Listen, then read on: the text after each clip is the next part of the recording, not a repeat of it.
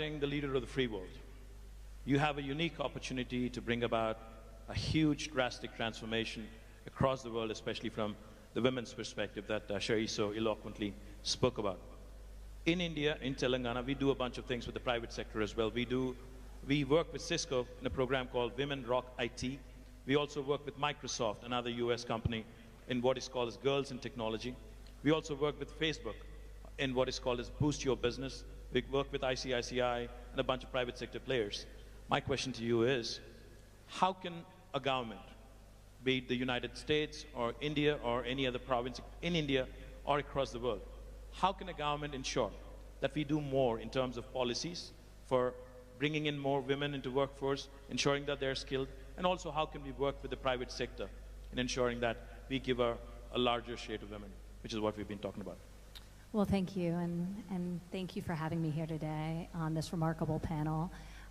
So much of what was said was deeply inspiring, and I agree with wholeheartedly. So one thing I'd just like to throw out there is these aren't women's issues. We're half the population, so we have to just start thinking about them as critical issues, not women's issues. So the role of strong male voices in this conversation, to Cherie's point, is very, very important. Also, going back to something else you said, Cherie, I think one of the reasons we're seeing an explosion of women's entrepreneurship is because traditional workplaces often haven't worked for us.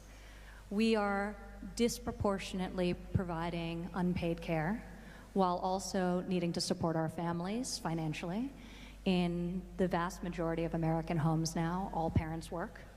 So women are working, supporting their families, and providing unpaid care. And often, and after years and years, generations, these cultural, social work institutions were not set up with the assumption that there would be two parents in the workforce. So we just have to fundamentally change things. It's starting to happen in the corporate world, albeit typically at larger companies, not smaller companies. It's a lot harder in terms of flexibility. Traditionally for people in tech and in finance, making more money, not for women working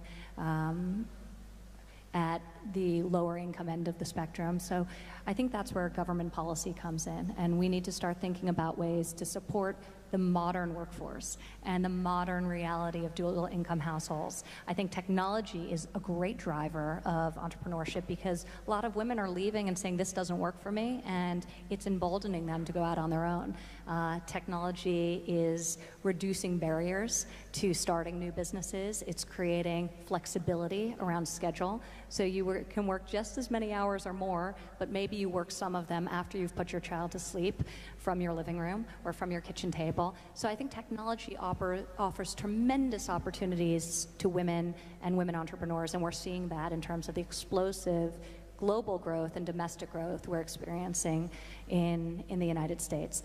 But going back to public policy, I think it's incredibly important we have policies that support the modern working family. You see in tax reform the expansion, the vast expansion of the child tax credit, recognizing the massive investment parents make into their families at a time when wages have stagnated for so long, and working parents really need relief. The child independent care tax credit, tackling the cost of childcare and the fact that it's not only inaccessible in large portions of the country, particularly in rural America, but the cost is enormous to many American parents, and they're unable to afford to provide high-quality childcare. So that's another issue we're addressing. So you see some of that agenda coming to life through components of tax reform, and coming into the new year, you will hopefully see it in a national paid family leave program that we're working hard to build coalitions of support for. The president included it for the first time ever in his budget this year, paid family leave, maternity, paternity, adoption, and I'm very encouraged by that step, and we'll be working with Congress to try and pass what is a long overdue policy. So that's where you have public policy and many other things we're doing. This is a panel focused on skills training and workforce development, and we're really seeking to fuel that and make sure that we have the best trained next generation K through 12, rethinking what we're teaching and the alignment of what's being taught in the classroom with the jobs available in the economies into which the students are graduating, but also worker retraining and skills training for older workers whose jobs have been displaced or are looking for new opportunities in their own lives as well. So this is an area we've been very focused on, and I can talk about in more detail if the conversation takes us there. But you'd mentioned the private sector, and I can't say how important this is. I mean, it's really all innovation comes from the private sector. That's where it starts, that's where it originates. And government, and thank you to all of you out there and you incredible entrepreneurs who are taking some of the world's greatest challenges and obstacles, whether it's humanitarian aids or just providing a service better or reinventing or inventing a new idea. So it's incredibly exciting what you're doing, but government's role is to help fuel that, to eliminate barriers, to create an environment in which you can really accomplish your dreams and your goals, and we're seeking to do that domestically, and very excited about the work we're doing internationally to create opportunities for entrepreneurs and women entrepreneurs, especially in the developing world. Fabulous.